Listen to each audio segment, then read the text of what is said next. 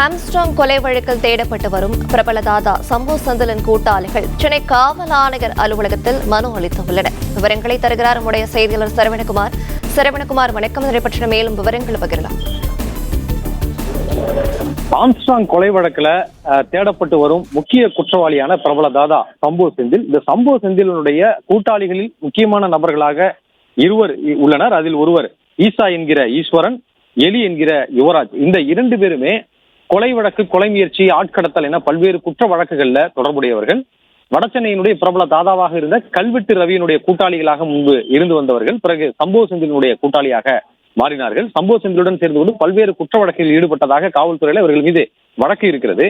இந்த ஆம்ஸ்ட்ராங் கொலை நடந்தபோது இருவருமே வேறொரு வழக்குகள்ல சிறையில் இருந்தார்கள்.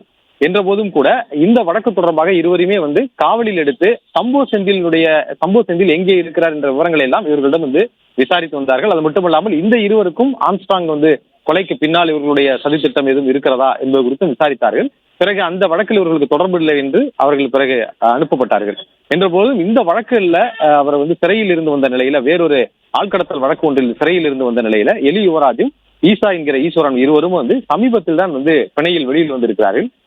வந்த இருவருமே தற்பொழுது காவல் ஆணையர் அலுவலகத்தில் தஞ்சமடைந்திருக்கிறார்கள். இருவருமே அவர்களுடைய குடும்பத்தினுடன் காவல் ஆணையரை சந்திப்பதற்கும் அவரிடம் மனு அளித்து திரும்பி வாழ்வதற்கான வாய்ப்பு வழங்குமாறு அவர்கள் ஒரு மனு அளிக்க சென்றிருப்பதாக கூறப்படுகிறது. தங்களுக்கு தெரிந்த விவரங்களையும் அவர்கள் கூறிவிடுவதாகவும் போலீசாரிடம் கூறியிருப்பதாகவும் சொல்லப்படுகிறது. எனவே இருவரிடமும் சம்பு செந்தில் மற்றவருடைய கூட்டாளிகள் குறித்த விவரங்களை போலீசார் சேகரிப்பார்கள் என்றும் தெரிகிறது. இருவரிடமும் மனு அளித்த பிறகு அவர்களிடம் விசாரணை நடத்தி அவர்களை அனுப்பி வைப்பதற்கும் அல்லது ஏற்கனவே குற்ற வழக்கில் எது நிலுவையில் இருந்தால் அது குறித்து என்ன நடவடிக்கை எடுப்பது என்பது குறித்து ஆலோசித்து முடிவெடுக்கப்படும் என்றும் காவல்துறை தரப்புல தெரிவிக்கப்பட்டுள்ளது.